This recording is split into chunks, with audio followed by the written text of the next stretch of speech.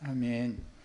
주 예수여, 우리가 지금 마태복음 예수님이 족보로부터 시작되는 천국 복음 말씀을 나누고 있는데, 아무나 다 천국 백성이 되는 것도 아니고 천국의 제자가 되는 것이 아닌 것을 잘 알고 있지만, 그것은 원인은 하나님의 영원한 마음속에 감춰두신 선하신 뜻을 성경에 대해 암시해 놓고 있지만 계시를 받지 못하기 때문에 믿음이 없으므로 천국에 들어가지 못하는 이런 많은 세대들 지나갔고, 오늘 우리 세대에도 동일하게 하나님의 말씀을 통해서 하나님의 천국으로 들어가는 것을 사모하지만 사실은 말씀이 닫혀 있고 가려져 있기 때문에 하나님께서 우리를 위하여 준비해 놓으신 천국에 들어가는 천국의 백성들이나 천국으로 인도하는 천국의 지휘자들이 되지 못하는 이런 현상이 오늘 편만하게 지금 이어지고 있어서, 오늘 나누고자 하는 말씀을 통해서 주님께서 지혜와 계시의 영으로 형제자매 늘 심령과 마음에 충만하게 임재하시며 은혜의 영이 집회 중에 운행하시며 말씀이 홀로 영광을 받으시고 찬송 받으시기를 주의 이름으로 기도합니다. 아멘. 아멘.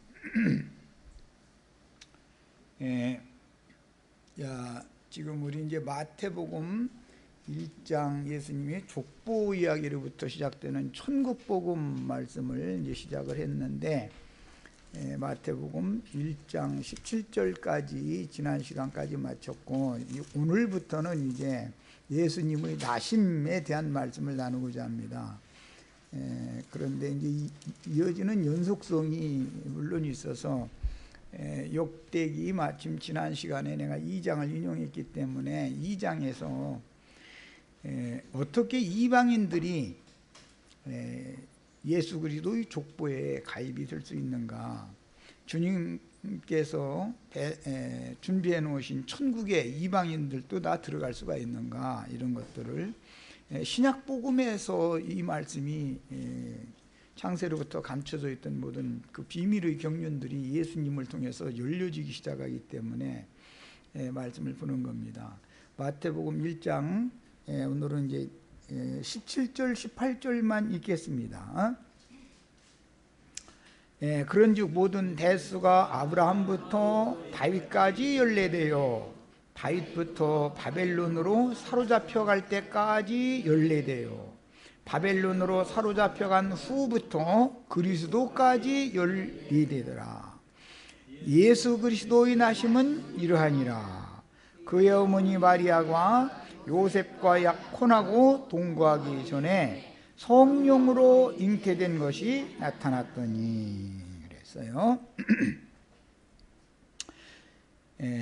17절에서는 그리스도라고 표현을 했고 18절에서는 예수라는 말이 앞에 붙었습니다. 자, 그리스도와 예수라는 말은 같은 의미를 갖고 말할 수도 있지만, 그리스도는 예수를 거쳐서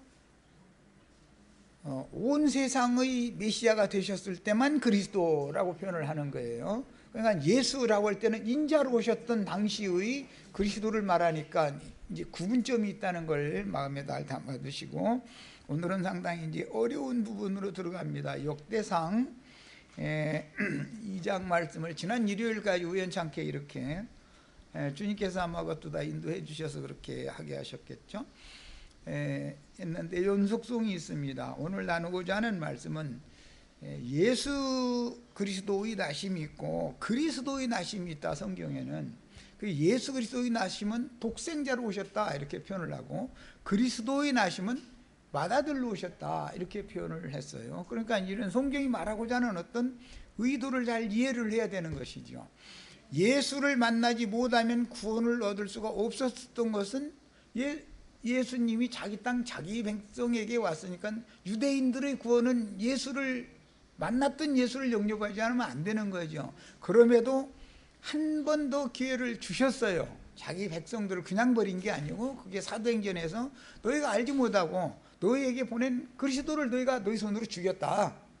그것을 회개하고 돌이키면 이제라도 구원을 얻을 수, 너희를 위하여 예비하신 예수를 보내주실 것이다. 거기 이렇게 돼 있죠. 예수를 보내주시는 것과 그리스도를 보내주시는 것은 구분이 되는 걸 잘 이해하셔야 돼요. 예수님이 사도행전에서 베드로가 그렇게 말할 때 예수님이 이미 죽고 장사되었다가 부활 승천하셨다가 영이 되셔서 오신 다음에 하는 말이에요. 그런데도 자기 동족들에게, 히브리인들에게 말씀을 전할 때는 너희를 위하여 예정하신 예수를 보내주신다 그랬어요.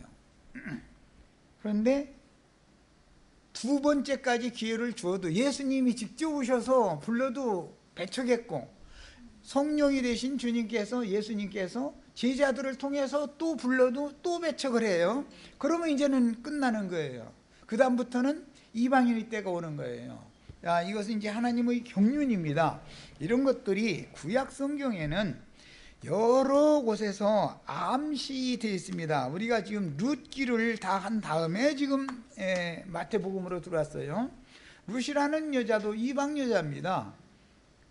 10대뿐 아니라 영원히 하나님의 종에는 들어올 수 없는 저주를 받은, 율법으로는 저주 아래 놓여 있었던 이방 여자예요. 그런데 그 이방 여자를 통해서 오벳이라고 하는 아들을 낳아서 예수님의 족보를 짓게 했다. 이건 비밀이다가요. 이제 이방인이 하나님의 세계에, 하나님 나라에 들어올 수 있는 문은 맨 먼저 야곱이 열어놨죠. 요셉의 두 아들을 야곱의 것으로 이렇게 입적을 하면서부터 이게 이제 문이 열리는 거예요. 그런 것들이 다 예수님이 오셔서 증거하신 창세로부터 감추인 비밀이다, 이게 다. 그런데 그게 무슨 비밀이냐?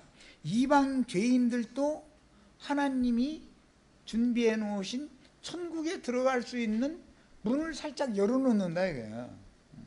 그런데 그때 당시 이스라엘 사람들은 이런 비밀을 몰랐다는 것이죠.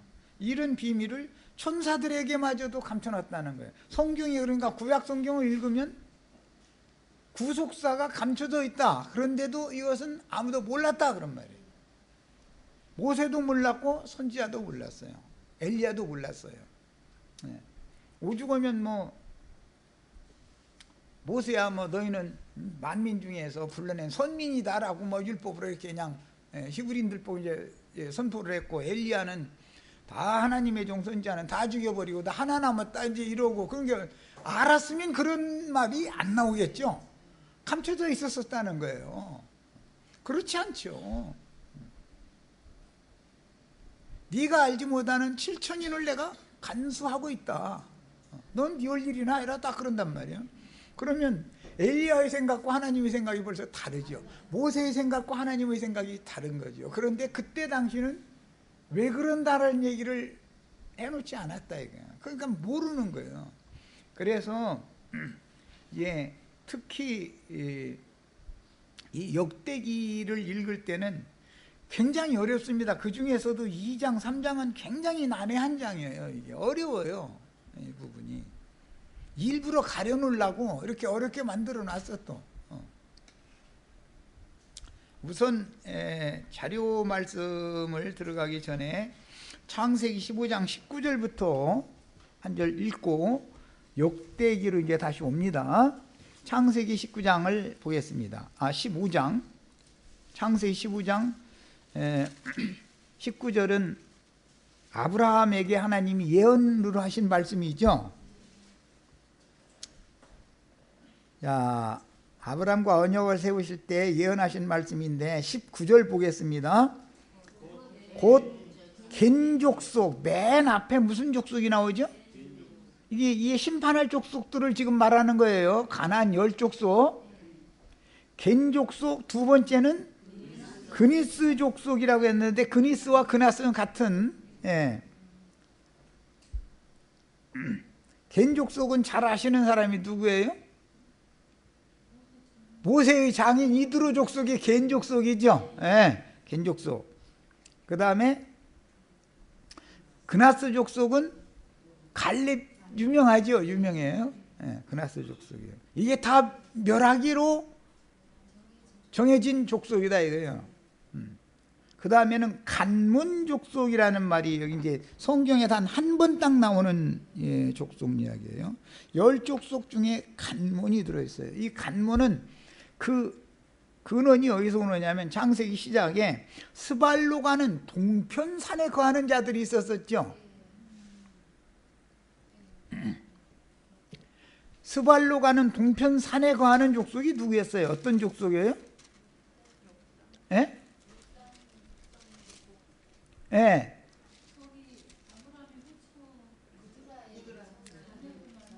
그 족속도 이게 동방족속이다. 동방족속, 동편으로 떠난 족속이다 이거야. 예, 유브라데스강, 티그리스강 거기에서 동방으로 떠났다 이거. 동방으로. 자, 이 간문족속 중에 우리들의 할아버지는, 우리들은 육신적으로는 간문의 허리에 있다가 오늘날 이렇게 태어난 거예요. 이런 얘기하면 이게 한 줄밖에 없는 줄에 굉장히 어려워요. 이 족속은 스발로 가는, 스발이라는 시베리아를 말하는 거예요. 시베리아로 가는 산에 거했다. 거긴 무슨 산? 세계에서 제일 높은 산맥이 있죠. 히말라야 산이 딱 가로막혔죠. 그런데 히말라야 산을 건너서 겨우 노새나 사람 하나 겨우 가다가 잘못하면 떨어지고 헛발 디디면 떨어져 죽는 거고, 그런 골짜기 길을 다니는 족속이 지금도 있죠. 히말라야 산 속에 지금도 있어요. 그리고 중국 쪽으로 중국 쪽으로 오면은 텐샨산이라고 하는 천산산맥이라고 하는 그 중국의 저 서부 맨 끝에 있는 몽골과 연접되어 있는 천산산맥을 거쳐서 중국 쪽으로 흘러 들어온 민족이 있고, 거기에서 저 북쪽으로 올라가서 러시아 쪽으로 이렇게 가가지고 시베리아를 횡단해서 아메리카로 가서 인디안족이 되었고, 저 남미까지 간 족속들이 셈족들이잖아요 다 그게. 예.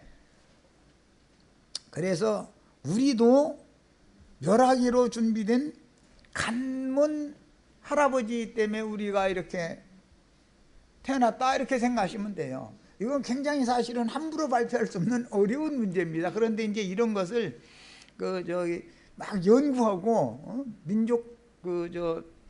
민족의 대이동 뭐 이런 거에 대해서 연구하고, 특히 이제 언어 이런 걸 연구하고 하는 분들이 많이 발표를 하죠, 학자들이. 예. 그러니까 오늘 어쨌든 우리도 셈족은 셈족이지만 셈에서 흩어져 가지고 이렇게 왔는데, 우리도 하나님 말씀에 의하면 멸하기로 준비된 10족속 중에 들어간 족속 중에 하나죠. 우리도 가나안 7족속은 가나안 땅 서한 족속을 말하는 거예요. 가나안 땅 동쪽에 있었던 이 족속은 10족속 중에는 들어가는데, 10족속 중에 들어가는 족속과 7족속에 들어가는 족속은 다르죠. 가나안 땅 서쪽 족속은 7족속이잖아요. 예. 이제 이 성경의 인류사라든지 언어사, 이 말, 인류사와 말은 같이 흘러가는 거니까. 예. 그 다음에 이제 그 특징이 뭐냐면, 이 셈족 스발로 가는 그 동편이라고 그랬는데, 뭐 시베리아 쪽으로만 간 게 아니라 이쪽 동방 쪽으로 그대로 온 사람들도 있다 이거예요. 지금 거기 보고 그 길 보고 뭐라고 하는데, 실크로드가 났다고 이렇게 하는데, 그 길 다니는 것 보고 뭐라고, 그 텔레비전에서 뭐라고 하는 걸 내가 봤는데 지금 생각이 잘 안 나네. 예, 그 이제 역사상으로 는 실크로드고, 이제 거기에 이제 대상들이 이렇게 다녔어요. 그래서 동방 그 문물과 서방 문물이 이제 그들을 통해서 이렇게 서로 교통이 됐었던 거예요. 이건 이제 후대의 역사입니다. 그런데 그들의 특징이 뭐냐면 종교성이 강하다는 거예요. 종교성이, 이 셈족은 오나가나 제단 쌓아놓고 제사 드리는 것이, 하여튼 그 히말라야 산 쪽에 있는 사람들 열성이 대단하죠. 우리나라 사람도 우리 바로 그때선 조상들만 해도 1년에 12번, 13번은 평균적으로 제사했죠. 조상신 섬기느라고. 하여튼 사는 게 제사를 위해서 살아. 장자권 하면 제사를 할 수 있느냐 없느냐 그거였었어요, 사실은. 예. 이렇게 중요하게 여겨요. 이 성경 이야기는 다 무엇을 말하는 거죠? 하나님께 제사를 할 수 있는 사람이 누구냐, 지금 그 얘기하는 거죠. 예. 그런데 이 히브리인들은 조물주 하나님, 한 분 하나님께만 제사를 해야 된다라는 신앙을 가진 거고, 동방으로 온 사람들은 그 뿌리를 가지고 있지만 여러 우상 잡신들을 섬기는 특징이 있는 거죠. 예. 왜 그러면 멸하기로 하나님이 이렇게 준비했어요? 세 족속은 우상 잡신을 섬기니까 그런 거잖아요. 사실은 이 세 족속만이 아니라 10족속을 왜 멸하는 거예요? 우상 잡신 섬기는 것 때문에 그런 거잖아요. 다른 신들을 섬기기 때문에 그러는 거예요. 참 하나님을 찾아가는 길이 그들에게는 일시적으로 닫혀 있었다, 이런 말이란 말이에요. 종교성은 강한데 참 하나님께로 나가는 길이 그들에게는 닫혀 있었다. 그들은 이 만물을 다 신으로 보는 그런 관점이 있었단 말이야. 그래서 일월 성신을 섬기거나 심지어 뱀을 섬기거나 뭐 산속에 있는 뭐 무슨 짐승을 섬기거나 하여튼 돌멩이를 섬기거나 큰 나무, 우리나라도 뭐 천하 대장군, 천하 여장군 해가지고 나무 꺾어가 이렇게 뭐 해서 거기다 이렇게, 그게 장군이에요? 천하에 제일 힘이 센 장군이 누구예요? 나무지요, 나무. 그 앞에 가서 절해, 사람이. 알고 보면 자기 자신이 나무인데 인간은 다 나무지요. 그런데 밖에 있는 나무 잘라다가 대패지어서 거기다 이렇게 글자 새겨놓고 나서 그 앞에 가서 절한다 이거예요. 종교성이 얼마나 강하냐면 심지어 이제 해신 섬긴다 해가지고, 아마 명태가 많이 잡히니까 그런 것이 기인이 됐겠죠.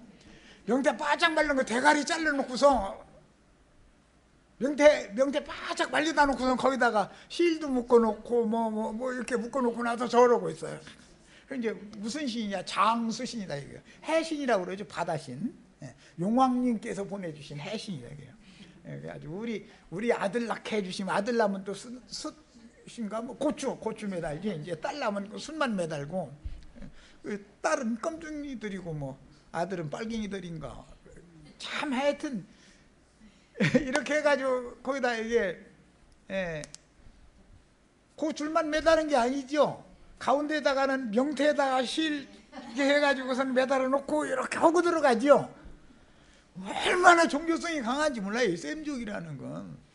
그래도 성경을 이해하는 데는 도움이 돼요. 우리가 이런 족속이니까 여기 성경에 있는 말이 무슨 말인지 쉽게 통하고 그렇잖아요.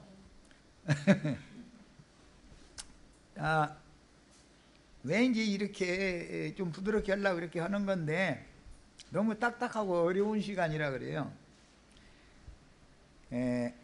멸하기로 준비된 진노의 그릇들이 어떻게 하나님의 구원에 합류할 수 있느냐, 이게 감춰져 있다는 거예요. 창세로부터 이 비밀이 감춰져 있는 거예요. 그러니까 이제 예수님이 오시면 오히려 유대인들이 버림받고 이방인들이 주님께 족부침을 받는 새 시대가 왔다라는 뜻이죠.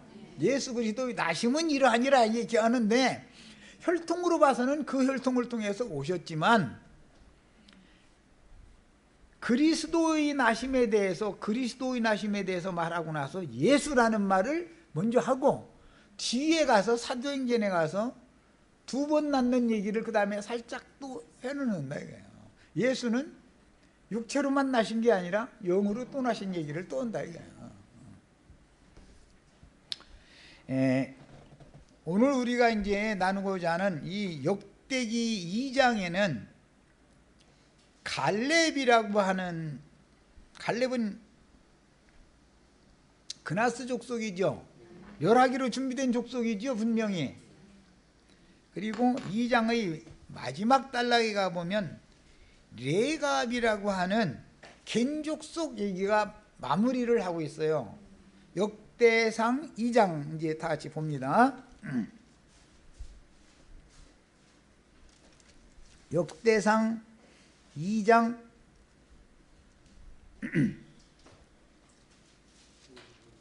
자, 마무리 단락 보겠습니다. 마무리 단락은 54절 이하에서부터가 이제 마무리 단락인데, 살마의 자손들은 베들레헴과 느도바 종족과 아다롯벳 요압과 마나핫 종족의 절반과 소라 종족과 단 지파가 이 소라 지역을 차지했었죠. 유명한 사람 있잖아요. 사사 삼손 소라 에스다올 출신이라 이렇게 돼 있죠. 대답을 불확실하게 하는 거 보니까 잘 이해가 안 되는가 봐. 그러니까 성경을 하여튼 무조건 우리는 성경을 파고 들어서 성경을 중요한 단락 요점 이런 걸 다 지명이나 인명이나 이런 것도 다 암기를 해놓고 있어야 돼. 그래야 전도를 할 수 있어. 그 다음에 야베스에 살던 서기관 종족이라고 나왔죠. 이 고대 사회에 이 종족의 마누라는 인생 살기가 편했었겠어요? 인생이 좀 힘들었겠어요? 왜 그럴 것 같아요? 피 훑어다가 마당에다 말려놓고 마누라가 또 칡뿌리라도 캐러 이제 또 산으로 갔어요. 그런데 앉아서 계속 하나님 섬기는 율법서만 계속 읽고 있어. 비가 쏟아져. 그러면 마누라가 애써 뭐하다가 마당에다 말려는 피는 거두어 놓고 나서 율법을 읽어도 되잖아. 책을 읽어도 되잖아. 비가 오려면 오고 말라면 떠내려가려면 떠내려가고 알아서 해라 이거야. 그러고는 계속 하나님 섬기는 이 법만 연구만 하고 있어. 이러면 그 부인이 힘들어요, 편해요, 살기가? 겉으로 이 서기관 족속이라 종족이라 해놓으니까 되게 좋아 보이죠. 이 사람들이 나중에 예수님 오셨을 때도 서기관 율법사의 사람들 얘기가 계속 나오잖아요. 학사들이래요, 학사들.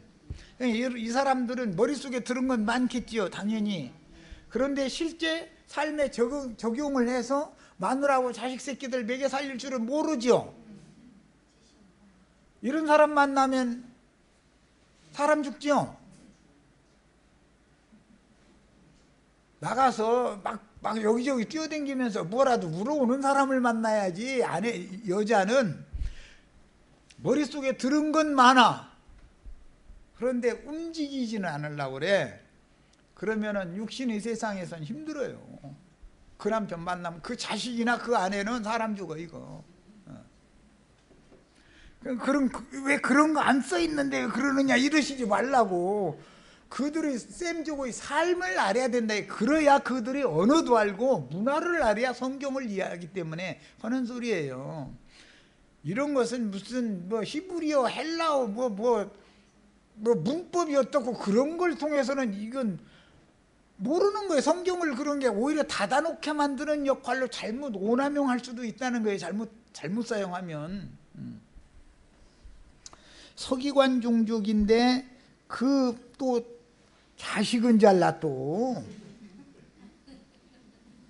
디랏 종족, 시므앗 종족, 수갓 종족. 그러니까 애는 여전히 삼형제나 둬가지고 쭉 야베스가 삼형제 뒀죠. 그래가지고 또 퍼져나갔죠. 그랬는데 그 서기관 종족이 결론적으로는 레갑 가문의 조상 누구에게서 나왔다? 함맛. 이 사람은 함게보의 가나안 족속이에요. 함맛에게서 나왔는데 이 함맛이라는 말은 지명도 있고 인명, 여기서는 인명이고 여호수아서는 지명도 나와요. 이제 함맛에게서 나온 겐족속이더라 그랬어요. 그러면 겐족속을 어떻게 셈의 계보요 유다의 계보인 헤스론 가문에다가 이 겐족속을 갖다가 기록을 하냐 그런 말이야. 그러려면 방법이 있어야 되겠죠. 이방인들 율법대로 하자면 이방인들은 여기에 들어올 수 없잖아요. 지금 혈통대로 보면 이거 못 들어오는 종족이잖아요. 함족이 어떻게 히브리족과 어떻게 하나가 될 수가 있겠어요? 안 되는 거지 이거는. 예. 가나안 함의 후예들인 그 족속들 중에 서 10족속 중에 한 족속이 겐족속이었잖아요. 겐족속. 예. 겐족속이 멸할 족속 중에 맨 앞에 나오죠. 아까 창세기 읽었죠. 15장 19절 맨 앞에가 겐족속. 멸하기로 준비된 겐족속. 그런데 이 사람들은 무엇의 열성이 많다? 종교성의 열성이 많고 서기관 종족이요. 서기관족이요. 무엇을 읽었다는 거요? 세상 공부를 읽었다는 말이 아니에요. 하나님 섬기는 법에 대해서 계속 책만 읽는 사람들이고 그것만 써서 후대에게 전하고 그런 사람들이었다 그런 말이에요. 겐족속이 역대기 2장 마지막에 나옵니다. 그런데 이것은 혈통적으로는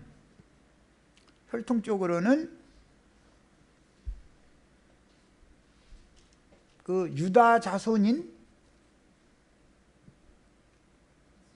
헤스론 계보의 자식이 아니다 이거예요. 그 후예가 아니다 이거예요. 자, 이제 이런 것을 염두에 두시고 그 바로 앞단락에는 42절부터 49절까지는 그나스 족속인 갈렙 족보가 나왔죠.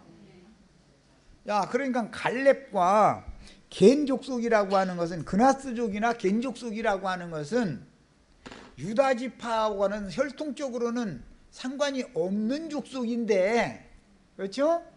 그런데 어떻게 유다 지파의 계보에 가입이 됐냐, 이제 이걸 우리는 알아야 된다, 이걸 찾아내야 된다 이거예요. 그래야만 신약 복음이 이해가 되니까 하는 소리예요. 성경은 모두 이처럼 구속사에 맞춰서 기록이 되어 있다. 감춰져 있지. 다만 구약 성경에는 모든 이 구원의 구속의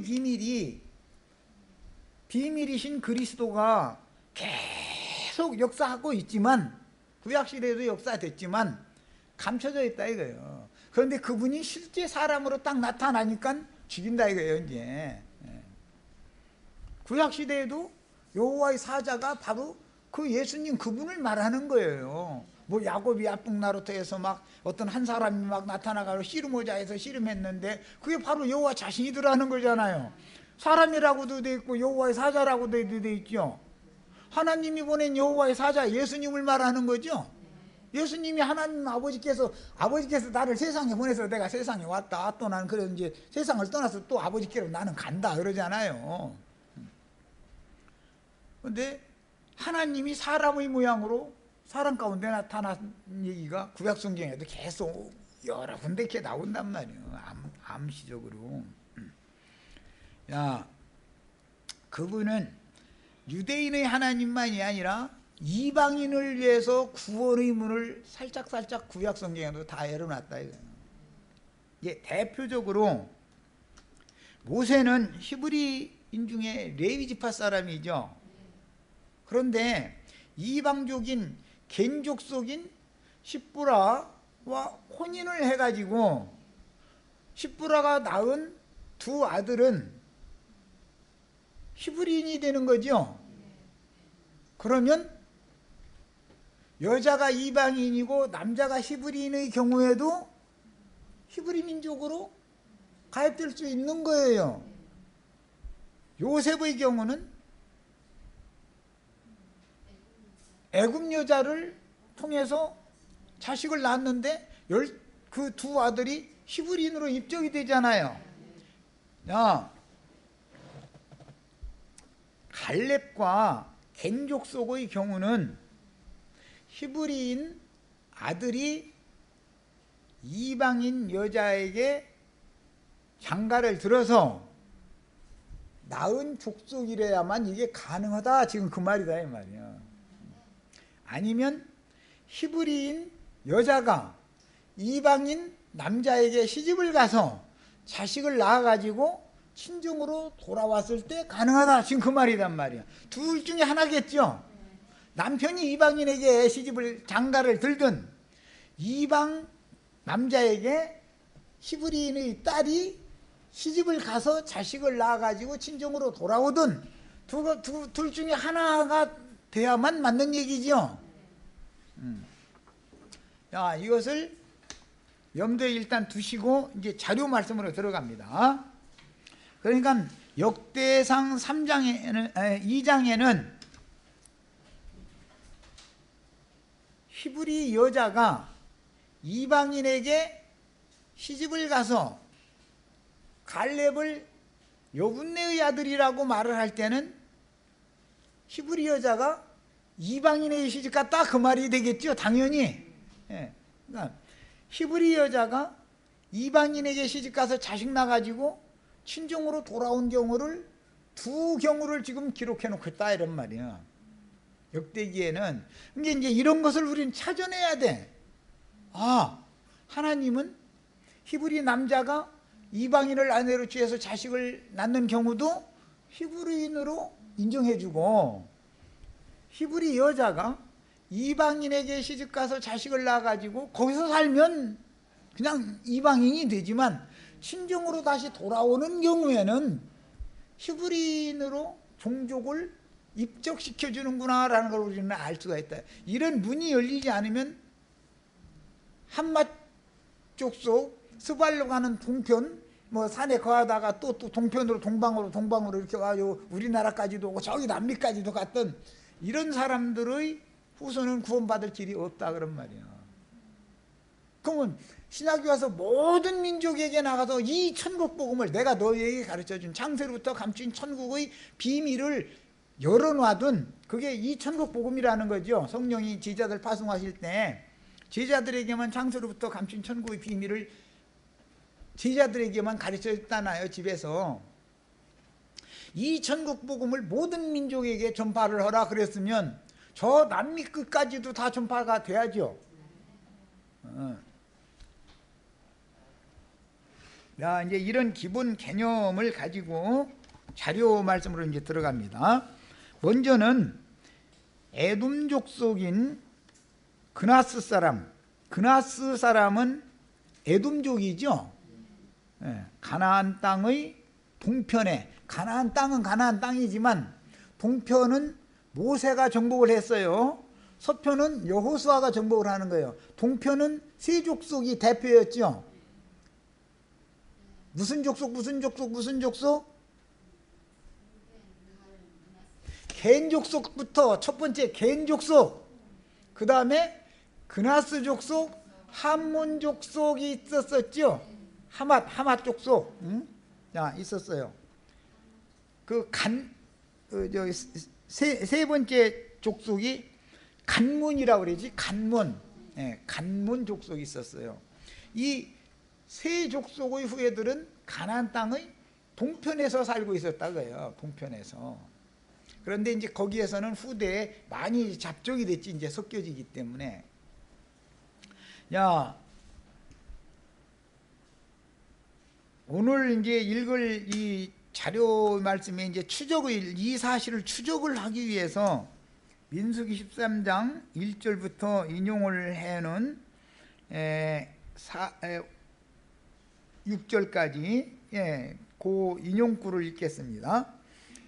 여호와께서 모세에게 말씀하여, 민수기 13장이라는 건 출애굽해서 2년 지난 다음에 가데스 바네아에 이르렀을 때 그 에돔 족속이 그 바란 광야라고 하는 곳에 에돔 족속의 기업이 그곳에 있었기 때문에 그 바란 광야 에돔 족속과 가까운 지역인 가데스 바네아라고 하는 곳에 이르렀을 때 이 얘기예요. 민수기 13장 이야기는 이게 출애굽 후 2년이 지난 다음에요.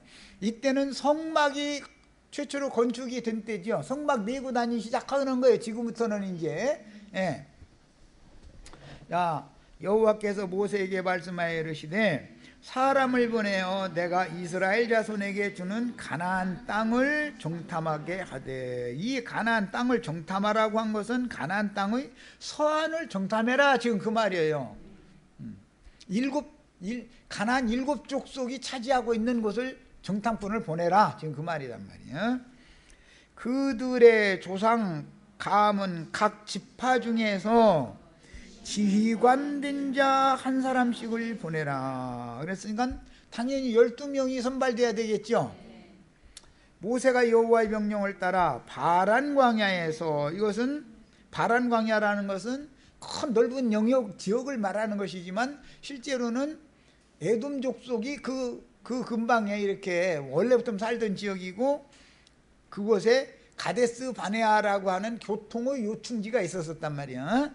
야, 바란 광야에서 그들을 보냈으니, 그러니까 이스라엘 각 지파의 지휘관된 자 한 사람씩을 선발해 가지고 보냈다, 그 말이죠. 그들은 다 이스라엘 자손의 수령이 된 사람들이라 그랬어요. 이스라엘 자손의 수령이 된 사람들인데, 이때 수령이 된 사람들과 출애굽을 할 때 유다지파의 수령이었던 사람은, 유다지파의 방백은 누구였죠?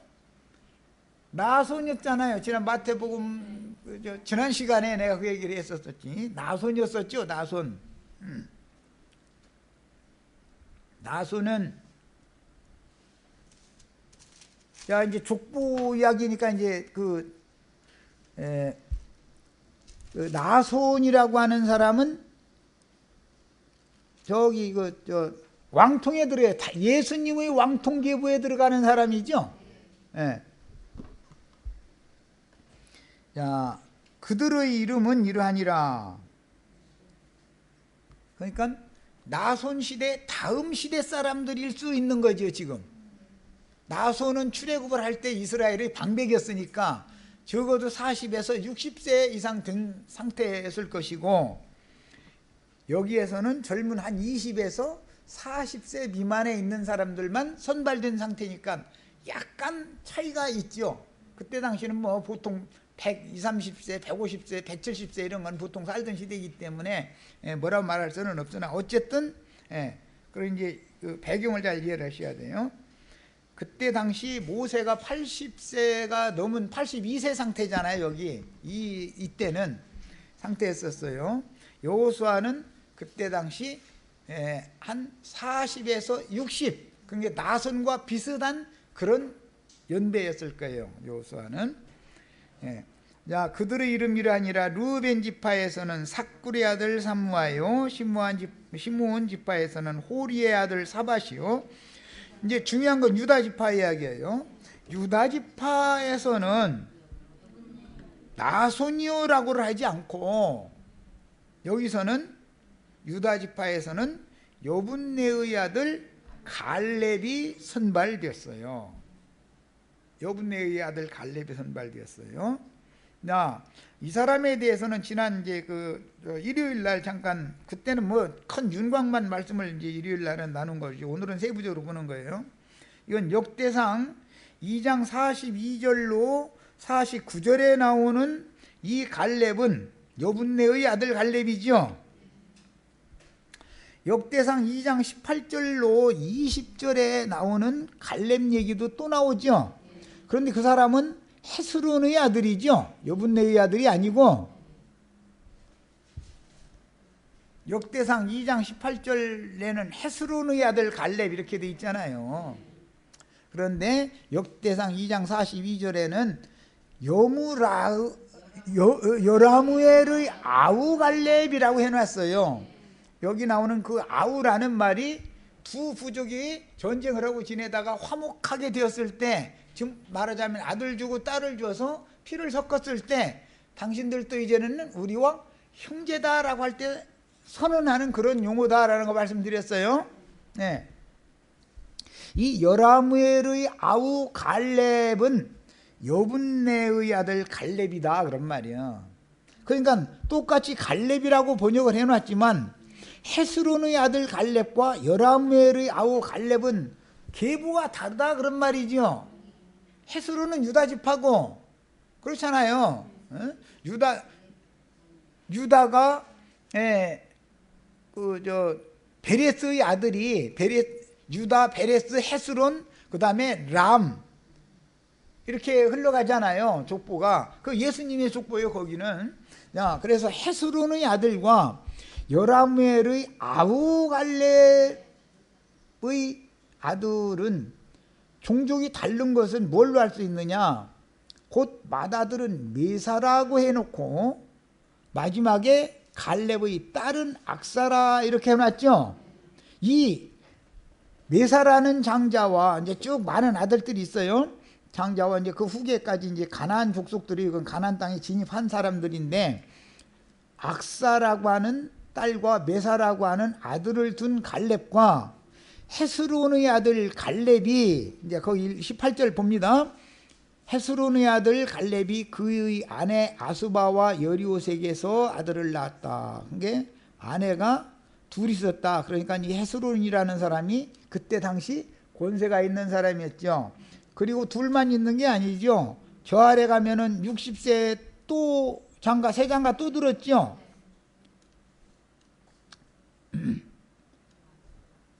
그술과 아람이 야일의 성읍과 그낫과 그에 딸린 성읍들 모두 60을 그들에게서 이제 빼앗았다 그랬는데 이것은 실패한 것을 지금 말하는 건데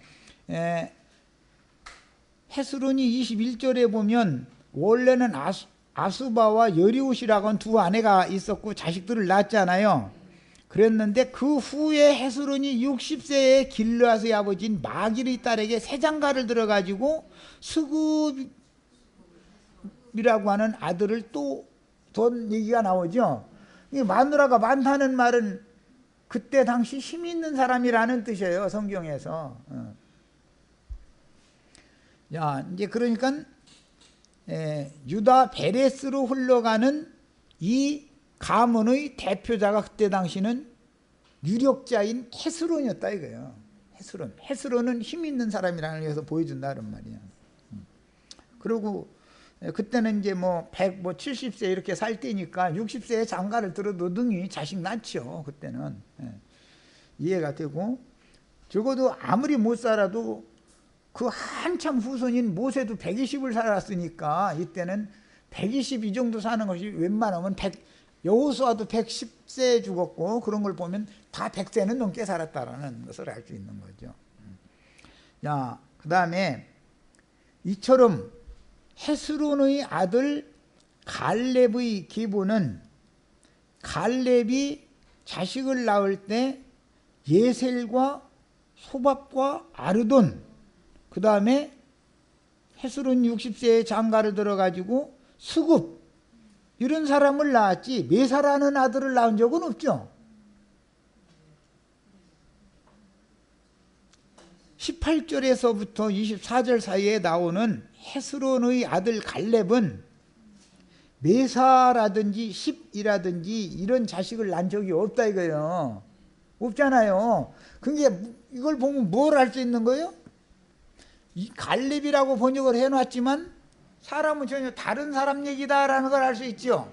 하나는 이방인 갈렙이고 하나는 유다 사람 헤스론의 아들 갈렙이다 그런 말이에요. 자, 그러면 이 갈렙이 헤스론이 낳은 아들 9절에 보면 이제 삼형제 앞에 둔 얘기 있죠. 본처에게서 여라무엘 람 글루베 이 글루베라는 이 용어가 그냥 이제 기독교계는 이것만 보는 거예요. 지금 이 용어가 갈렙이라고 번역할 수 있는 어근을 갖고 있어요. 이건 아람어예요. 그래서 갈렙이라고 여기 번역을 이렇게 해놓은 거예요. 그러니까 같은 사람일 수 있는 거예요. 글루베와 갈렙은 헤스론의 아들 갈렙 보면 글루베일 수가 있는 거예요. 그러나 여라무엘의 아우 갈렙 보면은 이것은 여분네의 아들이기 때문에 종족이 다르다 이런 말이야. 종족이 달라. 그러니까 이런 것을 아, 왜 계보가 다른가? 더 중요한 이야기는 이제 그 사람에게서 아수바라고 하는 맨 이제 조강지처 첫 마누라가 죽으니까 에브라시라고 하는 세 번째 여자에게 장가를 또 들었죠. 19절에 나오죠. 그 여자가 세 번째 여자가 훌이라고 하는 아들을 낳아줬어요. 훌은 우리라고 하는 아들을 낳았고, 우리라는 아들은 부살렐이라고 하는 아들을 낳았어요. 그러니까 3대지요. 이제 저기 헤스론까지 하자면 헤스론, 훌, 우리, 부살렐 4대지요. 야, 이때 출애굽을 한 세대다 이거. 이 부살렐이 성막 건축을 하는데 기능공 역할하는 사람이잖아요. 야, 그러니까 이 계보와 42절 이하에 나오는 갈렙의 맏아들 메사 악사라고 하는 딸을 둔 이 계보는 전혀 다른 계보라는 걸 알 수 있다 이거야. 18절 이하에는 헤스론의 혈손이고 42절 이하에 49절까지 나오는 이 갈렙이라는 사람은 직계 혈손이 아니고 딸을 통해서 입적시킨 혈손이다 이런 말이야. 헤스론 가문의 어떤 딸이 여분네에게 시집을 갔다가 돌아와야 되는 조건이 있다 이거야. 뭔 말인지 아시겠어요? 아들이 정상적으로 헤스론의 아들이 정상적으로 아수바와 여리옷과 에브랏과 이런 사람들은 히브리인들끼리 혼인한 거잖아요 지금. 갈렙이. 그 경우와 42절은 이민족에게 딸이 시집을 갔다가 돌아온 경우이기 때문에 경우가 다르다 이런 말이야.